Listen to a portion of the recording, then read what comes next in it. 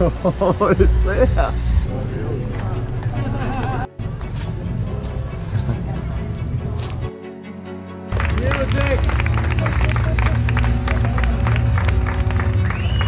No fire, no party. This is your time to shine after the trails, after the mountains. Be the best version of you, remember.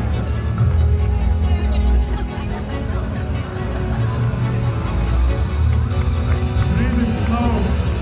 Big countdown coming. 10, 9, 8, 7, 6, 5, 4, 3, 2, 1.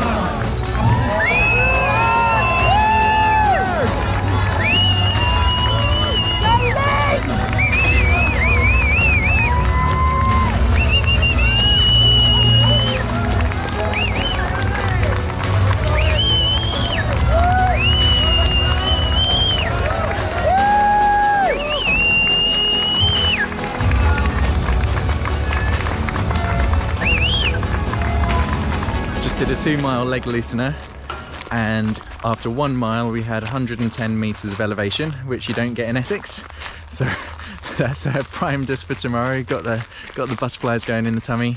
It's gonna be a little bit lumpier than I've been used to. Okay guys, I've got everything laid out now, starting to get butterflies in my tummy. So just the main things I've got here is the Salomon 12 litre with the Salomon hiking poles and quiver. Some of our mandatory kit list means we need gloves, buff. I'm going to be wearing a Lululemon t-shirt. These are my favourite socks. I've decided that Injinji socks with separated toes. I get on really well with them. And I feel a little bit sponsored by Salomon. So I've got a Salomon waterproof, the Banati Trail, which has a pleat down the back, which means you can put it over your pack. And Salomon waterproof trousers, still with the label on. Probably won't wear those at all, but we need to be prepared for worst case scenario. I'm going to be using Tailwind nutrition, plus taking loads of flapjacks and whatever I can find at the aid stations. Haven't thought too much about my nutrition plan other than try and get lots of calories in. And the pièce de résistance, I'm going to be wearing Ultra Olympus shoes. So for a long time in my training plan, I was wearing the Ultra Lone Peaks, which were fine up until I got to about 18 miles. After 18, 20 miles, my feet were quite sore because they've got quite a low stack height. So they're not super minimal, but they're lowish stack height. So 20 miles was where my feet became my main focus. So Ultra Olympus have a higher stack height while still having the wide toe box and zero drop. And these have been wonderful. So they are the shoes that I'll be wearing. Then taking a bit of cash and wearing my Garmin Fenix 6 Pro. So that's the kit. We've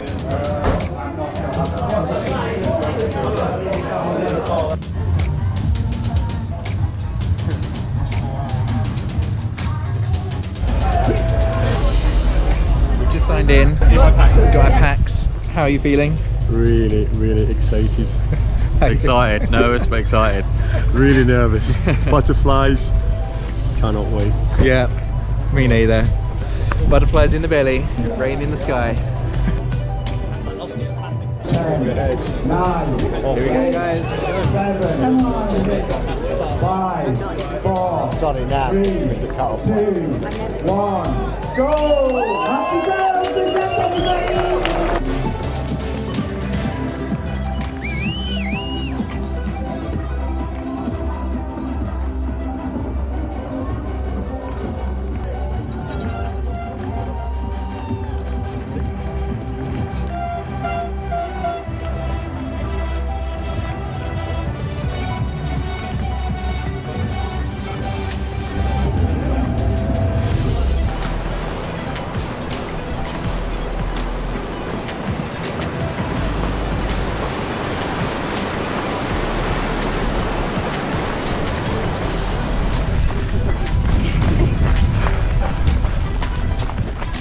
I feel very small looking up at these hills. Give us a wave, Alan. Love it!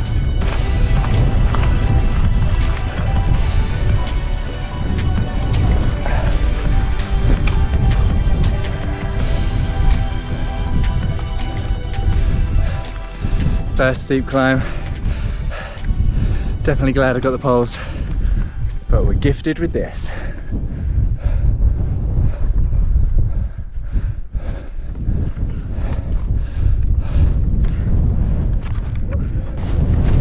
Taking on some fluids and some calories. Now for a nice runnable downhill after that epic uphill. 5 miles in, not sure what climb we're doing, but I think we're hitting a summit soon. This is then going to lead to a long downhill. It is so beautiful. First big summit complete, long downhill to come. Can't stop smiling. Epic, epic downhill. So much fun.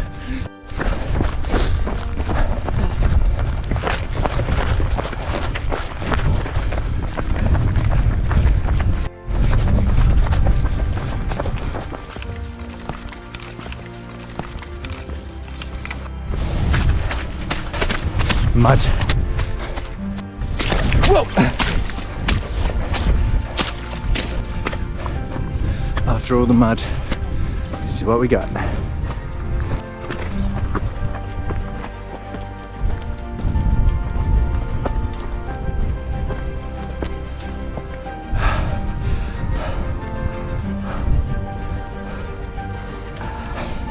Nearly another summit. Get to the top of this, then down, then Snowdon.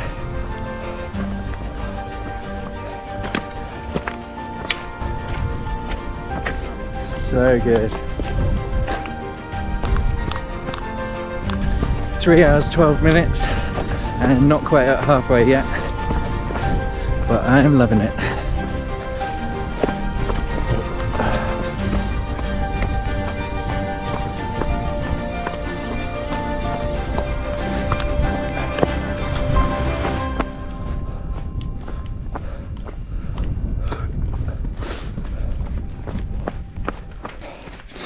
I just decided to use the mountain as a slide.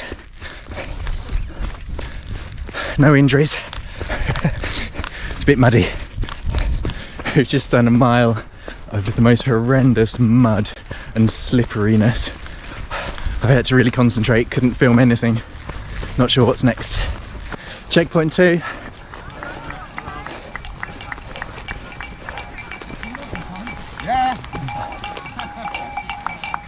Oh, buddy. Hey. Smashing it. Yeah, loving it. Awesome. Loving it. That's what we like to hear.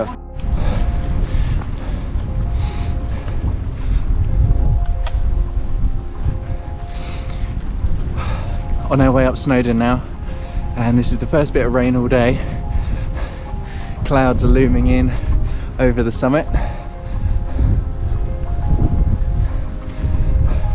but somehow still just looks epically beautiful. You probably can't hear it, but we can hear the waterfalls in the distance.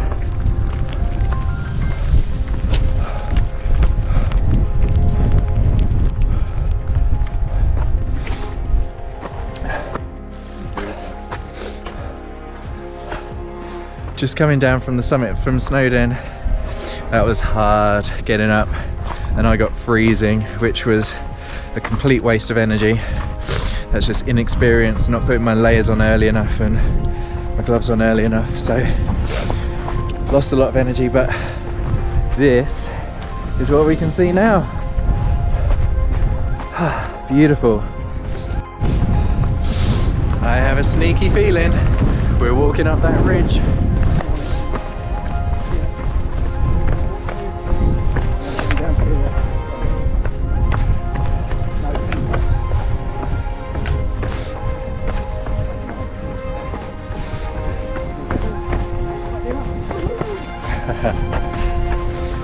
Got a fellow YouTuber behind me.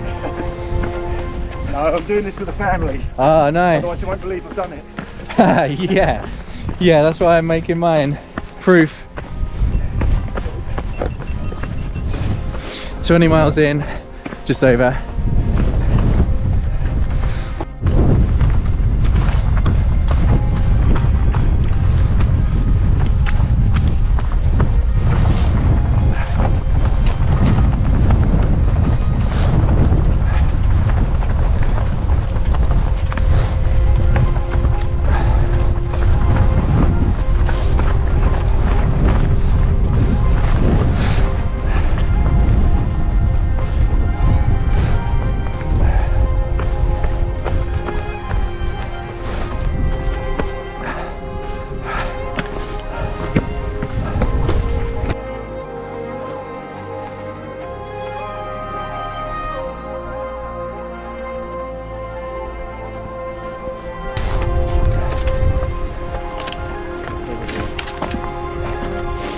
it interesting though. Keeps it interesting for sure.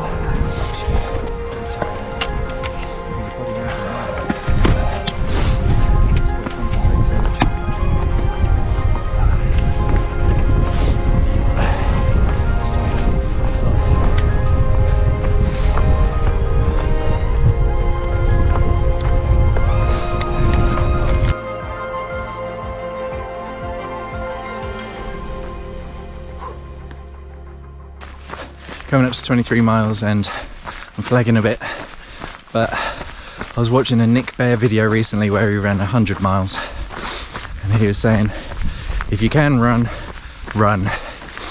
And I'm not running fast.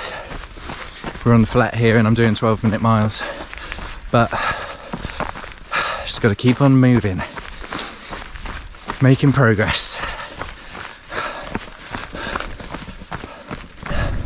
Just chatting to a lovely lady who's running the 100k, which is nuts, and she was saying it's insane to think we've just done all of that. But got to do some of it again very soon. One foot in front of the other.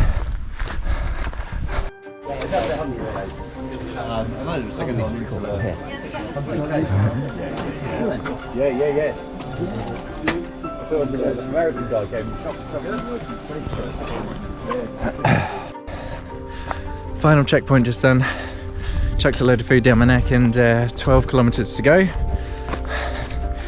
which just so happens to involve 700-meter climb back up Snowdon. But the sun's out.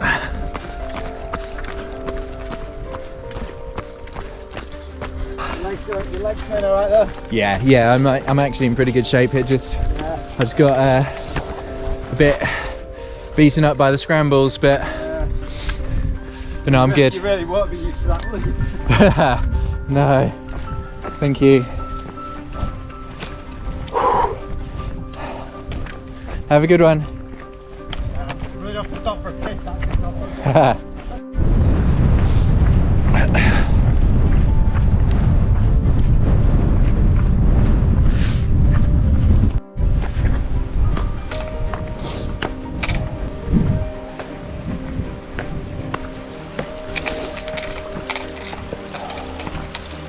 Really hard climbing, but I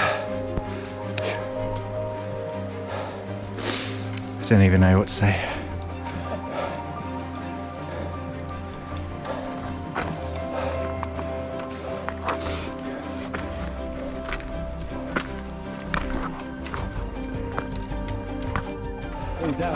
Oh, nearly there.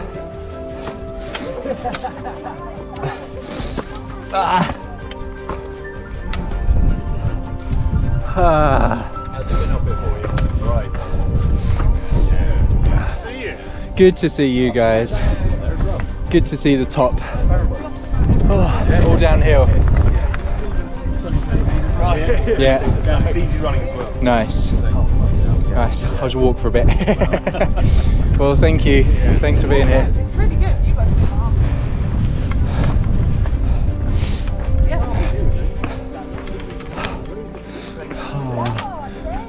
No more uphill. Sweet.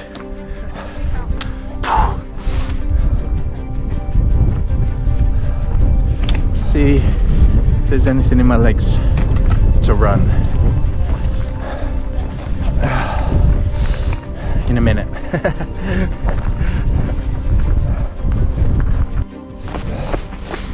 Keep getting glimpses of a lake at the bottom. You won't be able to see it, but that's where we're finishing. Just got to keep on moving. That's where we're going. I can taste it. I know I said earlier that you should run if you can, but I'm really struggling. I need to debrief at the end. I think I went out too fast. Not enough food, all that stuff. I'm so close. Last stretch.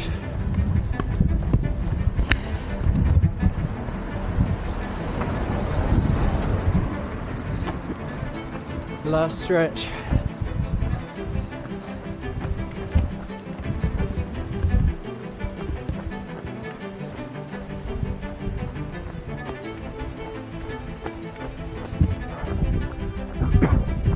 What an absolutely epic day. Oh, going the wrong way. Thank you. Thanks for that, cheers. So hard, it's so beautiful.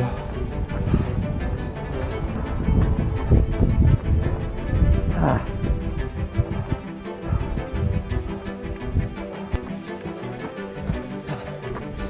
Thank you. Nearly there. You're nearly there. You're a winner. Thank you.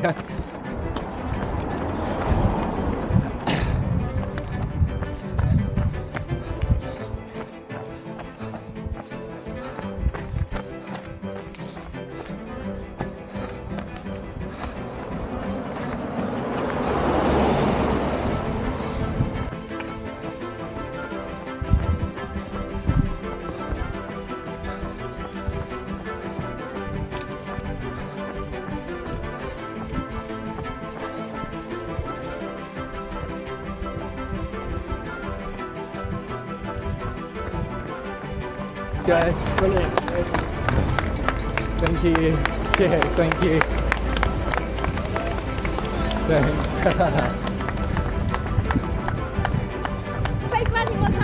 Thank you, thank you.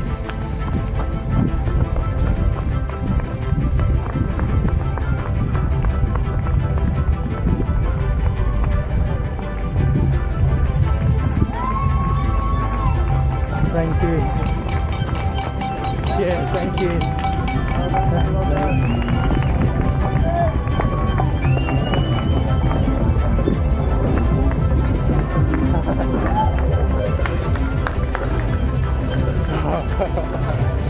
Oh, thank you so much. Great. Thank you, thank you. Well done. I think I saw the smiley face. Well Thanks, done. guys. Thank you as well. Cheers.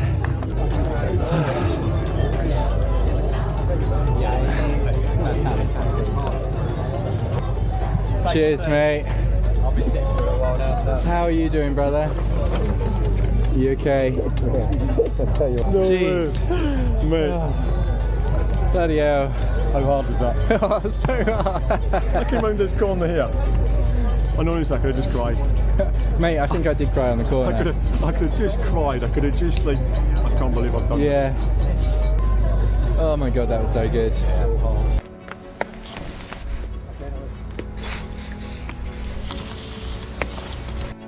Just go back to my room and my feet aren't too bad. Covered in mud, but I need to go and have a shower, but my feet are okay. Hey guys, it's about a week after the race, so I just want to do a little debrief. I'm going to run through a quick analysis of how I got on and the mistakes I made, more to the point, how I got on with my kit, and then the race organisation. So, myself, first of all, I have listened to all the podcasts, I've read all the books, watched all the YouTube videos, and I know that rookies tend to make the same mistakes of going out too fast and not eating too much. And the mistakes I made were that I went out too fast and I didn't eat enough. You can tell by my heart rate data that it's a game of two halves. In the first half of the race, my heart rate was spiking up into the mid 160s. Second half of the race, I was really flagging. And I think a big part of that was actually problem number 2, was that I wasn't consistently taking on calories, which everyone told me to do. But I was being lazy, and I would sometimes be trudging up a hill, having a rhythm, and I didn't want to break that rhythm. But because the hills were so big, it would be 50 minutes before I got to the top, by which point I'd used so many calories when actually I should have had calories 50 minutes ago. There were lots of situations like that. I didn't take enough time at the aid stations, for example. So if I took more calories on, I think that would have helped me later in the race, and also if I didn't go out too fast. As for my kit, I'm not going to go through all of it, but the main point were my shoes. These were the Ultra Olympus, and they were awesome. I was chatting to people on the way around. we don't really think there's a single perfect shoe for that race because there are so many different types of terrain. You kind of need your X talons for the mud, you need your rock lights for the rock, you need high stack height for the ultra distance. But I think as a general purpose ultra shoe, this was amazing. I didn't have any blisters and my feet weren't aching any more than the rest of me at the end. So this shoe really did me a favour. I definitely recommend these. I have never run with poles before, and I'm so glad I did. I only bought these about 3 or 4 weeks before the Ultra, and I did a bit of practicing with them in Essex, which the hills aren't very big at all, so I kind of found they were a bit annoying when running with them in Essex, but as soon as you hit the steep uphills and downhills in Snowdonia, they became priceless. I got the Salomon ones because I bought a Salomon pack with the Salomon quiver, and I kind of figured you needed the Salomon poles, but that's not true. You just need poles that fold into 3. In hindsight, there was one thing that I didn't like about these. Now, I don't know if you can see on this side, I set the grip with this much length here and then tightens the top because that's my preference here. And then on this one, through the race, it just kept slipping and slipping and got lower and lower, even though I tightened it as much as I could. In hindsight, there's a brand called Lecky, which has a hand strap that you can click in and out, and I probably would have gone with those with hindsight.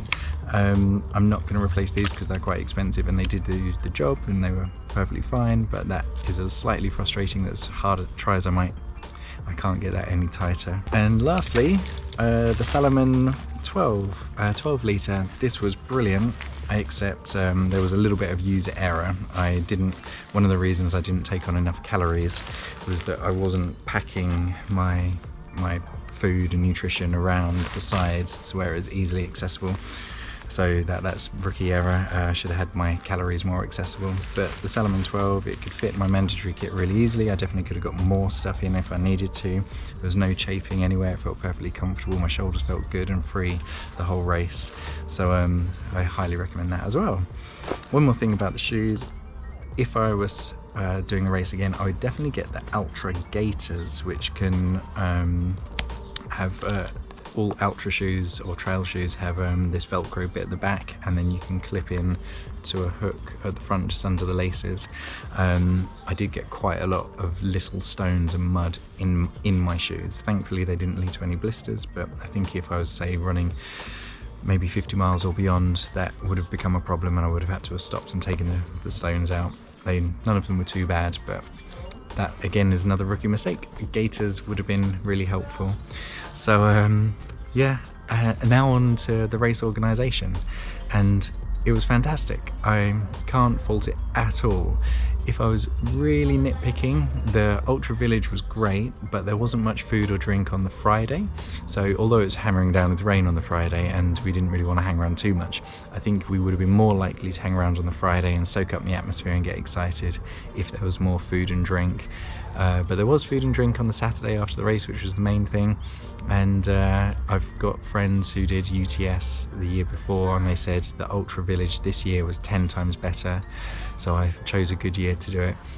All around the race, there were orange stakes every 50 yards, and you could easily see the course the whole way around. The aid stations were kitted out really well, great food, and the most important thing about the aid stations is the marshals and the volunteers were just so happy and cheery and filled you with energy.